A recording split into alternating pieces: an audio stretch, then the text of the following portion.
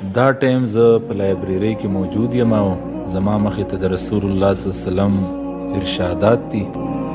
یو کس زما نه دا تپوس کړی دی چې په اسلام کې چاله د قانون نه استثنا ورکول صحیح دي او که نه دي.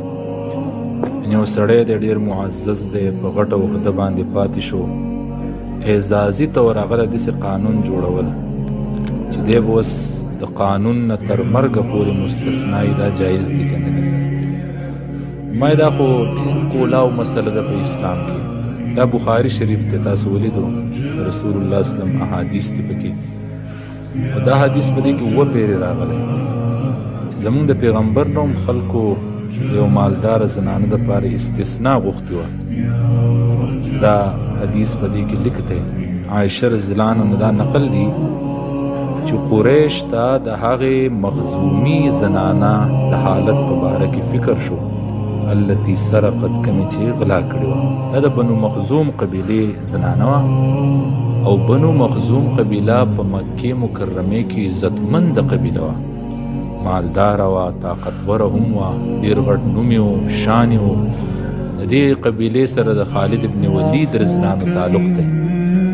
او تاسو اندازه لګوئ ابو جهل چې په وخت کې په څه وخت کې د ټول مکې سردار و، هغه تعلق هم د دې قبیلې سره دی. او دې زنانه غلا کړې وه او په غلا کې دا ګرفتاره شوې وه.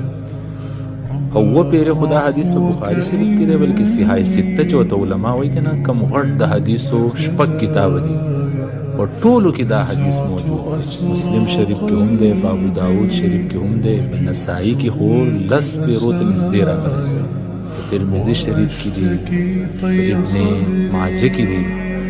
نو چې دا زنانه ګرفتاره شوه په غلا کې د بنو مخزوم نه، د دې د قبیلې خلکو دا خیال و چې په دې زنانه ته سزا وانه ورولی شوه، ځکه چې دوی به بدنامي کېږي، بیا به خلک په بدنامۍ یادوي چې د دې قبیلې ښځې غلا کړي او په غلا کې خو په اسلام کې لاس کټ کېږي، د هغې نه لاس کټ شوی. نو د دې بې عزتۍ نه د بچ کېدو دپاره دا کوښښونه کول چې دا د قانون په دایره کې رانغلی.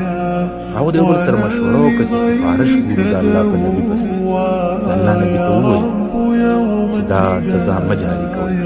او دا د فتح مکې په موقع باندې دا چل شوی، په نورو حدیثونو کې دي.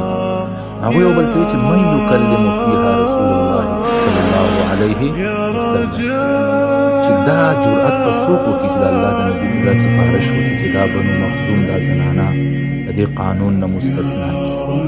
بیا هغوی یو نوم وایي چې دا اسامه ابن زید دا چل کولی شي. دا د زید رضی الله عنه